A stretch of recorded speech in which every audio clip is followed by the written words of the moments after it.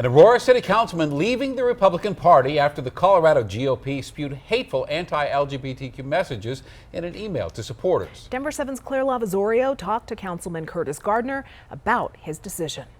Why are you leaving the GOP? Councilmember at large Curtis Gardner is taking a stand, saying he can no longer stay silent. It's been something that's been on my mind for quite some time. Announcing he's leaving Colorado's Republican Party and now considers himself unaffiliated after what he calls the party's latest hateful stunt. Just not something that I can be associated with anymore. This comes just days after Colorado's GOP posted on X, "Burn all pride flags this June," and sent this mass email with the subject line, "God hates pride," attacking Pride Month, signed by party chair Dave Williams. The body of the email accusing Pride supporters of being godless groomers who want to harm children. Williams not backing down on those words. In a statement to Denver 7, he said, "We make no apologies for saying God hates pride or pride flags."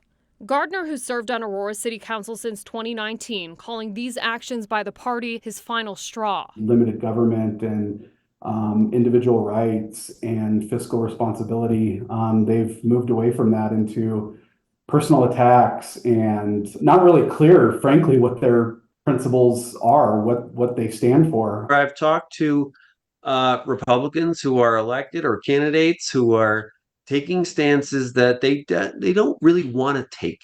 Brianna Titone, who's not only a Democrat but the first openly transgender lawmaker in Colorado, says the latest attacks could cause the party to crumble. That is going to spell disaster for Colorado because, yes, there are people who believe in that, but there are many, many people who do not believe in that, and they don't want to be associated with calling out hateful things and saying that we should burn pride flags because that's disrespectful to their friends and their families and their colleagues who they support. In Denver, Claire Lavazorio, Denver 7.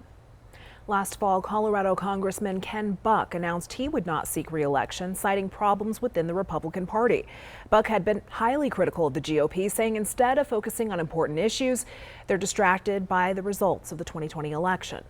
Too many Republican leaders are lying to America, claiming that the 2020 election was stolen, describing January 6th as an unguided tour of the Capitol, and asserting that the ensuing prosecutions are a weaponization of our justice system.